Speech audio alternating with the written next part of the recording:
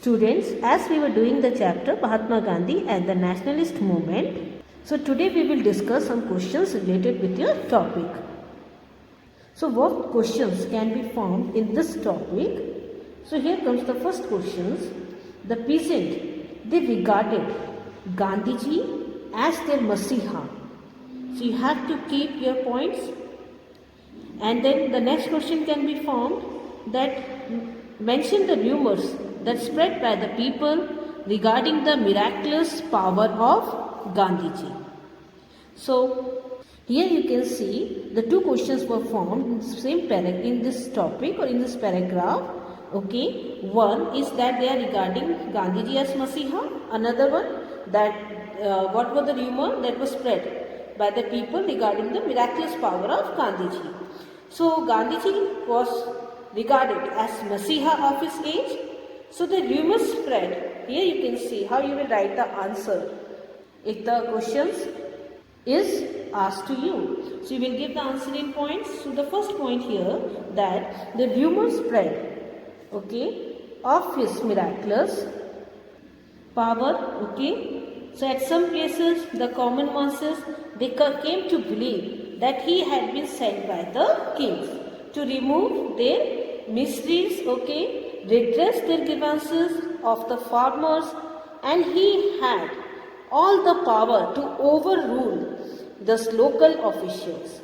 Then comes the second point that in some places it was claimed that Gandhiji power, okay, it was superior to that of English monarch, and that with the arrivals of this with his arrival of Gandhiji, the colonial rule, they will flee from the district. So there were also some stories, okay, that you can add in the points. You can add some stories of the rumor that spread during that time.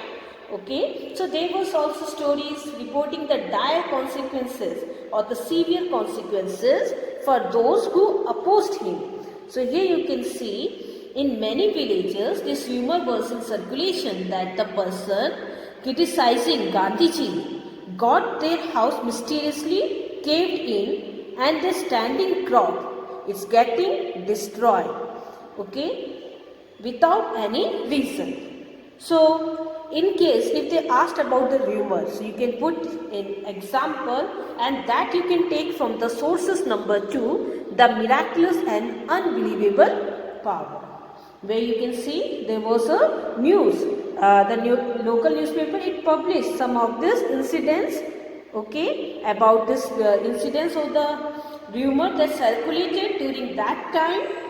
So as far the rumor is concerned, you can take some example. A gentleman from Gorakhpur city questioned the need to ply or use of the charkha. The house, it caught fire. And in April 1921, some people were gambling in a village of UP. Someone told them to stop. Only one from amongst the group, he refused to stop and he abused Gandhiji. The next day, his coat was beaten by 4 of his own dogs. So these were the rumors. You can add, it depends on the marking of the questions that how many example you have to take. So in a village in Gorakhpur, the peasant resolved to give up drinking liquor due to, even you can see that the person did not keep his promise. As soon as he started for the liquor shop, brickbats, you can see, started to rain in his path. When he spoke the name of Gandhiji, the brickbats stopped flying, as he was regarded as Masiha. So he was named, he was called by several names, okay, as you can see, Gandhi Baba, Gandhi Maharaj, okay, Mahatma, amongst the peasant who formed a large chunk of the Indian population. So they considered him as a savior, okay. Here you can see the savior who would rescue them from high taxes and oppressive officials and restore dignity and autonomy to their life. So here comes the next point, that Gandhiji appeals amongst the poor, or his appearance among the poor, you can see it highly impressed. What was more impressive was his lifestyle. Okay, so you can see ascetic lifestyle, and you can see by his shrewd use of symbols such as dhoti and charkha. His simple lifestyle and love of working with his hands allowed him to get sympathy or brought him very close to the common masses. Come to the next page. Here, what type of questions can be found? Explain how Gandhiji mass appeal was undoubtedly genuine in the context of Indian politics and how it contributed to his success in broadening the basis of nationalism. And they can ask that what way Mahatma Gandhi transformed the nature of the national movement, or explain how the coming of Gandhiji broadened the base of the Indian national movement. So, if they ask that how Mahatma Gandhi transformed the nature of the national movement, the answer would be that you will write in points. So, first point here, the Indian nationalism, they witnessed a transformation in its nature with the active participation of Gandhiji in Indian national movement. His qualities of efficient leadership made a remarkable contribution in making the base of the Indian nationalism wider. And if they ask for the genuine mass appeal was undoubtedly genuine in the context of the Indian politics, you will directly start from the book. So new branches of the Congress were set up in various parts of India. You can see a series of Praja Mandal. Okay, a series of Praja Mandal were established to promote national grid in the princely state. Gandhiji encouraged the communication of the nationalist masses in the mother tongue rather than in the language of the ruler, English. So you can see the provincial committee of the Congress was based on the linguistic reason rather than on the artificial boundaries of the British India. In this way, this nationalism was taken to the furthest corner of the country and it was embraced or accepted by the social group previously who were untouched by it. Then comes that the common Indians. If we talk about the industrialist, the businessman, some very prosperous industrialist or businessman, they too became the supporters. Okay, so they came to realize it well that the favors they enjoyed by the British competitors would come to them when India get independence. The favor enjoyed by the Britishers competitor, whatever favor there or privileges they are getting, it would be come to an end when the India get freedom. Okay, so among Gandhiji admirers were both the peasants and the rich industrialists. So here you can see that as far the transformation is concerned, comes the roles of Gandhiji and his active participation, as well as he emerged as a leader. Okay, he led the movement. Another important thing we saw was the establishment of Praja Mandal, and you can see that now the reason was based on the linguistic basis rather than of the artificial boundary that was made by the Britishers. Okay, so that more people to be added in the nationalist movement. And then we talk about the industrialist or the businessman. They also joined the movement. They were the supporter of Gandhiji, and whatever they believe that they will get more favor after India get independent. Okay. Now comes the role of Gandhiji was vital. You can see what we might call Gandhian nationalism. Okay.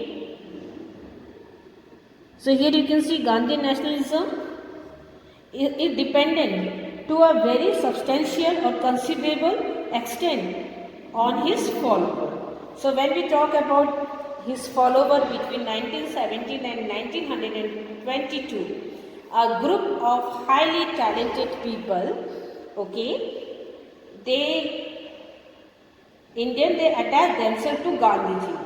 They included Mahadev Desai, Vallabhbhai Patel, J.B. Kriplani, Subhash Chandra Bose, Abul Kalam Azad, Jawaharlal Nehru, Sarojini Naidu, Govind Vallabh Pant, and C. Rajagopalachari. So these close associates, okay, when we talk about the associates of Gandhiji, when they came from different regions or places, as well as they belong to different religious traditions. In turn, they inspired countless other Indians to join the Congress and they should work for it. Then you can see that Gandhiji was more, okay, or much a great social reformer, as he was a good politician. A large number of ashram was set up throughout the country, wherein you can see men and women would spin and wave khadi. Now he concentrated himself in the promotion of khadi, the homespun clothes, and the abolitions of the social evils such as untouchability and child marriages. Had to cultivate a genuine tolerance among various sects and faiths, and had to put emphasis on Hindu-Muslim unity and harmony. So Gandhiji wanted to make Indians self-reliant on economic front as well. So he emphasized the significance of weaving khadi rather than meal-made clothes imported from overseas in order to achieve these objectives. The salt satyagraha, a case study. So in this topic, before we start the salt satyagraha, we will see what were the causes for the civil disobedience movement and what were the events. We will talk about two very important events that took place in Indian politics before the launching of salt satyagraha against the colonial rule by Gandhiji. And the questions can be asked in the form that they can ask the short questions that why was Simon Commission opposed, or describe the significance of the Indian National Congress of 1929, because in this topic you will read about Simon Commission and this complete resolution and what pledge did Gandhiji give to the country and how the day to be celebrated. Or they can ask you directly about the Poon Swaraj, who it was presided by whom, and the flag hosting, the Lahore session, or it talk about the resolution passed. Which year the resolution passed. So it can be asked in a very short, in MCQ and in short answers. So first we talk about the Simon Commission. In the beginning of the year 1928, the British government they sent a 7-member commission to India, which is known as Simon Commission after the name of its chairman, Sir John Simon. The commission was appointed to go into the issue of further constitutional reforms in India. But when we talk about the members, all the 7 members of the commissions, they were Englishmen. To India, it was a violation of the principle of self-determination, and they considered it to be intentionally hurting of their self-respect. So almost all the political parties, they decided to completely boycott it. Gandhiji himself, he did not participate in anti-Simon Commission movement, but he gave his blessing on Feb 3rd, 1928. The Simon landed in Bombay, where it greeted with Hartal and black flag demonstrations under the slogan Simon Go Back. Okay, so this was the event that took place in the year 1928, and this was the one of the cause for the civil disobedience movement. Now we will talk about the Lahore session, okay, and we call it Complete Independence Resolution. So you will see on December 25th, 1929, the historic 44th session of the Indian National Congress that was held at Lahore under the presidency of Jawaharlal Nehru. So by this time, all the Congress leaders were convinced that the British government would not grant Swaraj to India till it was forced to do so. So it was during this session that the resolution of complete independence was passed on December 31, 1929, and the newly adopted tricolor flag of independence was hoisted. So, the Congress decided to launch a civil disobedience movement to achieve its goal. On 26 January 1930, First Independence Day was celebrated throughout the country, and the Independence Day celebration were held at different places with the national flag, okay, being hoisted and patriotic songs being sung.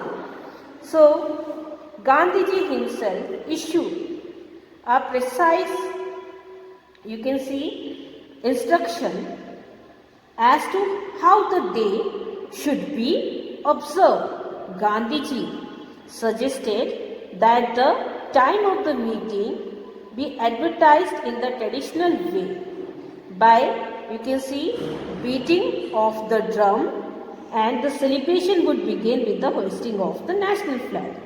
And how they had to celebrate? The rest of the day would be spent in doing some constructive work, whether it is spinning or service of untouchability or reunion of Hindu and Muslim. Okay, so he emphasized on Hindu-Muslim harmony could be performed. So these activities could be performed under the constructive work.